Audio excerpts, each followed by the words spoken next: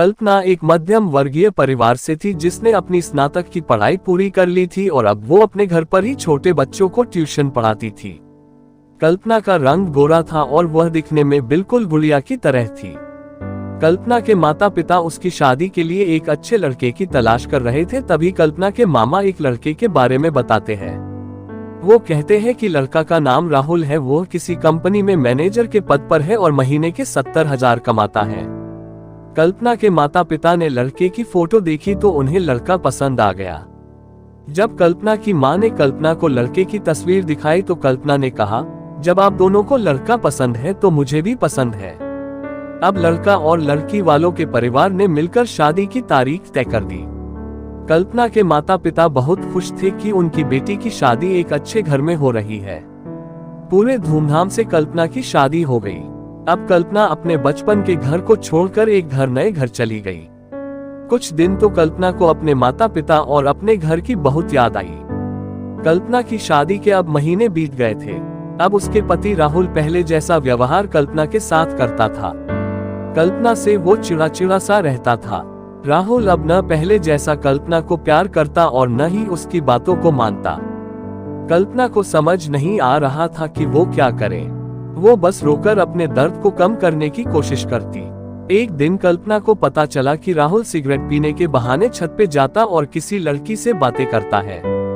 जब कल्पना ने राहुल से पूछा कि आप रोजाना छत पे जाकर किससे बात करते हैं, तो इस पे राहुल ने जवाब दिया कि वो मेरे ऑफिस का फ्रेंड है, बस उसी से बातें करता हूँ और तुम अपने काम से मतलब रखो, ज्यादा CID बनने की जरूरत नहीं है।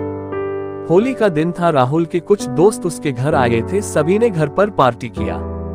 उस दिन राहुल का एक दोस्त थोड़ा ज्यादा ड्रिंक कर लिया था और उसने नशे में कल्पना के सामने जाकर कहा, भाभी आप इतनी प्यारी और मासूम हो, फिर भी राहुल भाई दिन भर उस घमंडी नेहा से बातें करते रहते हैं। लगता है कि आप राहुल भाई का सही से ख्याल नहीं रखते। ये सुनकर कल्पना का शक अब हकीकत बन चुका था।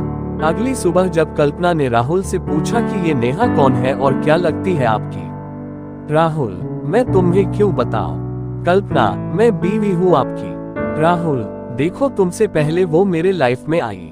कल्पना, तो फिर मुझसे शादी क्यों किया? राहुल, बस तुम अच्छी लगी इसलिए शादी कर लिया। कल्पना, अब तुम देखना मैं उस कामिनी लड़की को कैसे सबक सिखाता हूँ। नेहा को कब कल्पना ने कामिनी कहा तो राहुल ने गुस्से में कल्पना को बहुत मारा और उसे कमरे में बंद कर दिया। कल्पना के सास को सब पता था, फिर भी वह अपने बेटे के सामने एक शब्द भी नहीं बोलती थी। शाम को जब राहुल आया तब उसने रूम का दरवाजा खोला। उस दिन कल्पना की तबीयत खराब हो गई, फिर भी उसी हालत में उसने खाना बनाया।